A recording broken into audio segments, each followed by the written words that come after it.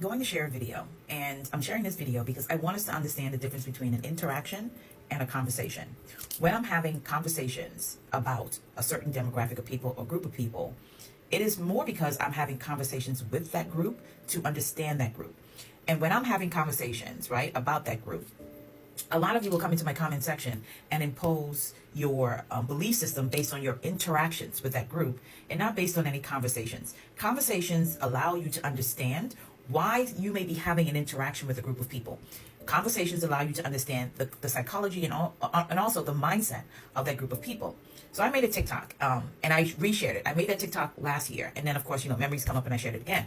And in that TikTok, I am talking about the fear that white women specifically have around white men, whether that fear is around their fathers, their husbands, or their brothers. And part of that fear informs a lot of their behaviors, right? And every time, the first time I shared that TikTok, and even the second time, I will have people who are not white run into the comment section as if I am giving white women cover for being horrible humans sometimes in the world. And that conversation is not about giving cover. It's about helping you to understand that a lot of the interactions you have with white women is motivated by a deep fear that they have of white men. Now, I'm going to play a video and I want you to listen to it. This is a white woman talking about hurting a black friend she had in school. And that black friend's first interaction with racism was because of her, and why that is so. On Facebook, and I came across a post from a girl that I used to be best friends with when I was in the first grade, and the post said, "What is your earliest childhood memory of experiencing racism?" First grade.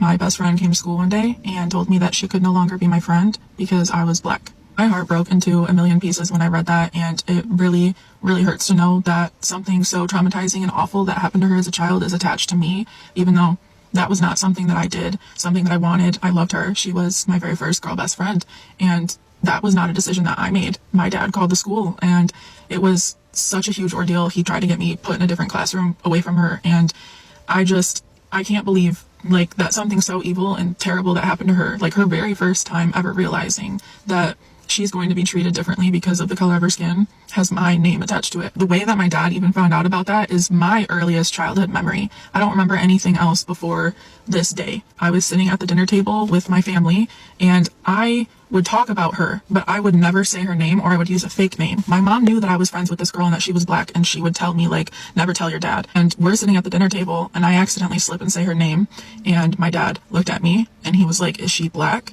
And I said, "Yes," and he slapped me across the face. That was so scary. I was terrified. I grew up in a household where we couldn't watch TV shows that were black. I didn't watch That's So Raven. I wasn't allowed to watch The Proud Family.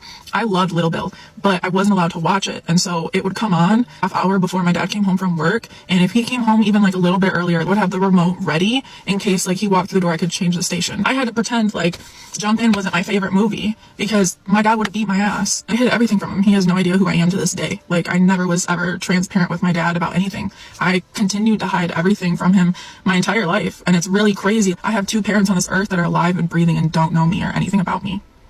Now, if you watch that video, the thing that was motivating her to behave in that way is the fear of violence she would experience from her father had she not complied with what he wanted her to be, which was racist to black people.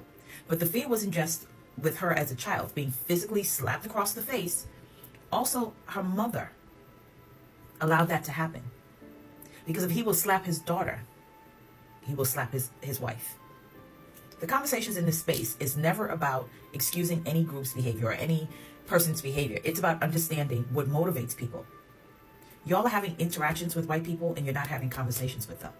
And because you're only having interactions and not conversations, when you have an interaction, you have to fill in the gap, right? For why you had that interaction. And the easiest thing, and sometimes the predictable thing, is that they are racist, right? And that is true. A lot of white people are racist. But sometimes you're interacting with people who have been conditioned into a belief system, and sometimes being conditioned into that belief system through violence. Whiteness is inherently violent. It is violent to everybody, including other white people. And if we understand that patriarchy and men run this society, I am always perplexed that people could believe that white women aren't at all afraid of their husbands, fathers, brothers, and uncles. You cannot believe that white people are violent, and yet the people they inflict the most intimate violence on have no fear of them. Those two things don't even make sense. The work that I do here in this space is around empathy. I talk about empathy so that you understand a perspective you didn't have before. I created a tool for people to engage around the work of empathy, and I promise you, it would do all of us. It would serve all of us to engage with that scorecard. Understanding a perspective is fundamental to empathy, and a lot of you who run into saying that you have so much empathy, but you don't have the ability to understand another perspective, I will challenge you on that. Being able to understand another perspective is paramount to truly having and demonstrating empathy. The work that I do here is just offering perspectives that maybe you have not considered. It is not to excuse behaviors. Interactions and conversations are separate things. Do not allow your interaction with people, no matter their race, no matter their gender, no matter their sexual orientation, to replace the ability to have conversations with those people.